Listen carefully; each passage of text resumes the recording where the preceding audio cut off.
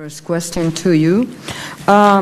Due to the problems at Fannie Mae and Freddie Mac, the rising foreclosures, and most recently the failure of IndyMac, many are calling for increased government intervention.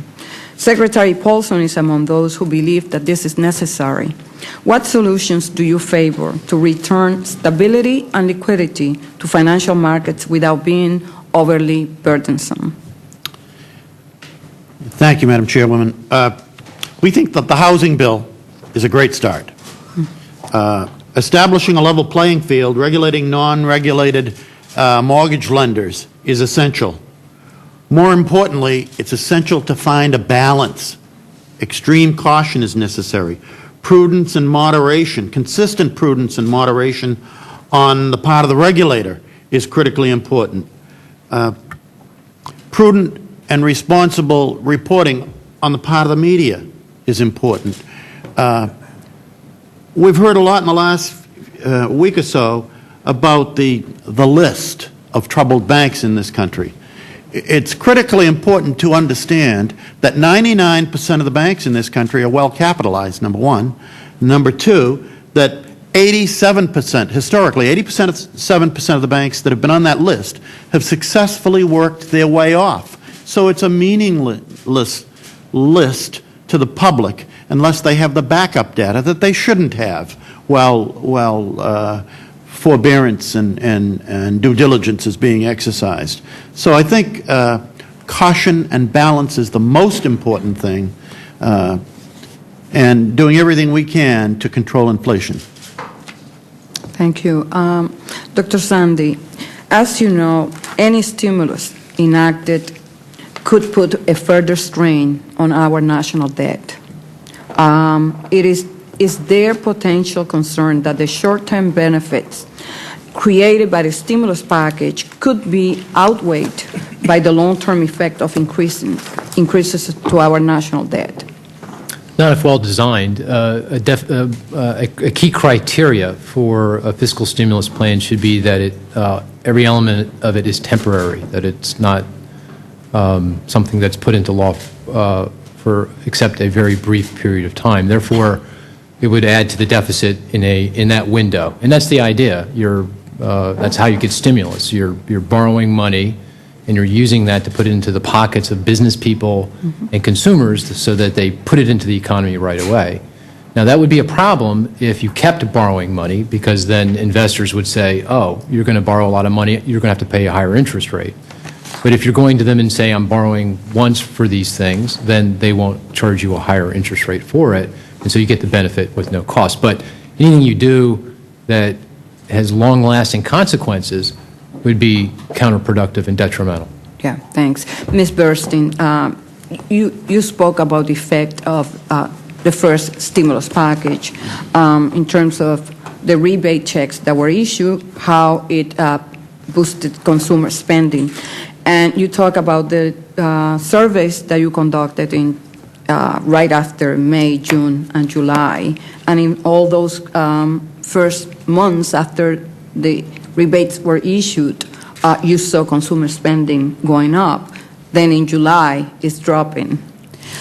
It's still unclear to me what's happening in July. Obviously, we don't have the results of the month yet. I can tell you anecdotally, I've heard from some retailers who, based on the first week of July, think that the results may be better than they were in June. So I think it's just a little too early to be able to make an analysis of that situation. Remember, the checks kept coming out through July 11th. But it is your opinion that it really provided some short-term boost to the economy. Absolutely. Mr. Oates, you touch upon the benefits derived from increased infrastructure spending, but I did not hear how it will affect overall GDP.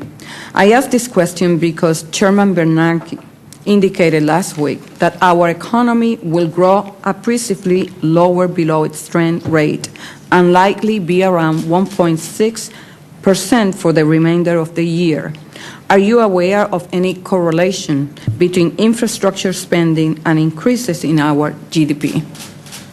Yes, Standard & Poor's reports that every dollar invested in highway infrastructure or highway construction generates about $1.80 in gross domestic product in the short term.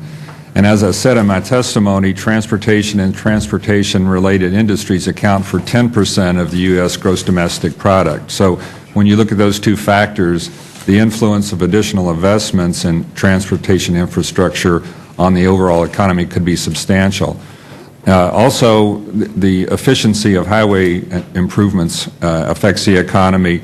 Researchers from New York University show that every dollar invested in the nation's highways generated about 30 cents of production cost savings to businesses every year. So over 4 years, you would get a return on that investment.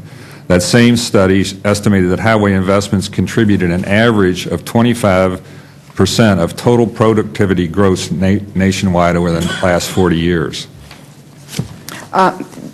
Mr. Oates, you mentioned the 3,000 highway projects that are ready to go, and the money's there. The problem that I see is that many small businesses rely on contracts from agencies other than DOT. Do you know of any other government agency that have similar contracts in that ready-to-go phase? I can speak for the clients that we have in our local area, the counties and cities that we do work for. If they had, and as Dr. Zandi said, if they had a check or had assurance of funding quickly, most of them have projects that they can move ahead and get started on if something happens quickly. So yes, a number of our clients are waiting for funding for projects that they have ready to go, or they can advance from next year and do some other things in the following year. Ms. Burstein, a second part of the stimulus involved increasing the Section 179, along with allowing businesses accelerated depreciation. Are you aware of any evidence, empirically or anecdotally, that those in your industry have been using the tax breaks to buy new equipment or make investment?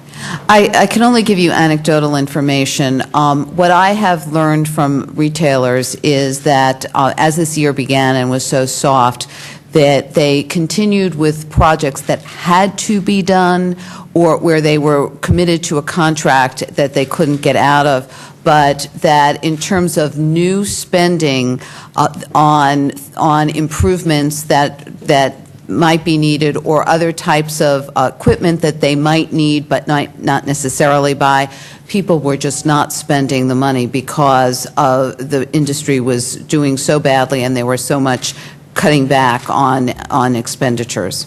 Thank you.